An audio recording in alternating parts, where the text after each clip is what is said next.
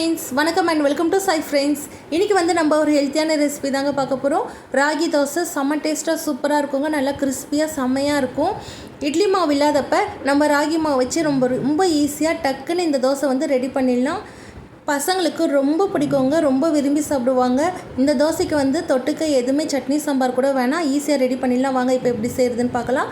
1 cup அளவு ராகி மாவு எடுத்துக்கலாங்க. 1/2 கப் அளவு அரிசி மாவு எடுத்துக்கலாம். உப்பு வந்து தேவையான அளவு போட்டுக்கலாங்க. ஒரு 2 ஸ்பூன் அளவு ரவை போட்டுக்கலாம். ரவை போட்டால் நல்லா கிறிஸ்பியாக சூப்பராக இருக்கும். 2 ஸ்பூன் ரவை போட்டுட்டு இப்போ நல்லா மிக்ஸ் பண்ணிவிட்டு தண்ணி ஊற்றி நல்லா கரைச்சிக்கலாம். கட்டி கட்டியாக இல்லாமல் நல்லா கரைச்சிக்குங்க. நான் வந்து பார்த்திங்கன்னா கொஞ்சம் தண்ணியாகவே கரைச்சிக்கிறேன். நல்லா கிறிஸ்பியாக நல்லாயிருக்கும். நீங்கள் வந்து கொஞ்சம் திக்காக கூட கரைச்சி ஊத்தாப்பம் மாதிரி கூட செய்யலாம், சூப்பராக இருக்குங்க. இப்போ இந்த அளவுக்கு வந்து நான் மாவு நல்லா கரைச்சி வச்சுருக்கேன் பாருங்கள். இப்போ இது கூட வந்து வெங்காயம் பச்சை மிளகாலாம் போட்டுக்கலாங்க. 2 வெங்காயம் வந்து பொடியாக கட் பண்ணியிருக்கேன். 2 பச்சை மிளகாவும் பொடியாக கட் பண்ணி வச்சுருக்கேன். கருவேப்பிலையும் பொடியாக கட் பண்ணியிருக்கேங்க. 1 கேரட் வந்து துருவி வச்சுருக்கேன். கேரட் போட்டால் நல்லா டேஸ்ட்டாக இருக்கும், நல்லா ஹெல்த்தியாகவும் இருக்கும். இப்போ இது எல்லாமே எடுத்து நம்ம மாவில் போட்டுக்கலாம். மாவில் போட்டு நல்லா மிக்ஸ் பண்ணிக்கலாங்க. நல்லா கலக்கிட்டு இது வந்து ஒரு 10லேருந்து ஒரு 15 நிமிஷத்துக்கு நல்லா ஊறட்டோங்க. நல்லா ஊறினதுக்கப்புறம் நம்ம தோசை ஊற்றலாம். இப்போ நான் ஒரு 15 நிமிஷம் நல்லா ஊற வச்சுருக்கேன். இப்போ நம்ம தோசைக்கல் வச்சு நல்லா சூடானோடனே நம்ம தோசை ஊற்றிக்கலாம் பாருங்கள். நான் வந்து பார்த்திங்கன்னா கொஞ்சம் மெலிசாக ஊற்றிக்கிறேன். நீங்கள் வந்து மாவு கொஞ்சம் திக்காக கரைச்சிட்டு ஊத்தாப்பம் மாதிரி கூட நீங்கள் ஊற்றிக்கலாம். இப்போ எண்ணெய் ஊற்றி நல்லா செவக்க வைக்கணும்.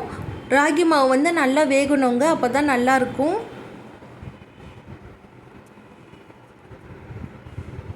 எண்ணெய் ஊற்றி நல்லா செவக்க வைங்க. 2 பக்கமும் நல்லா செவக்கட்டும்.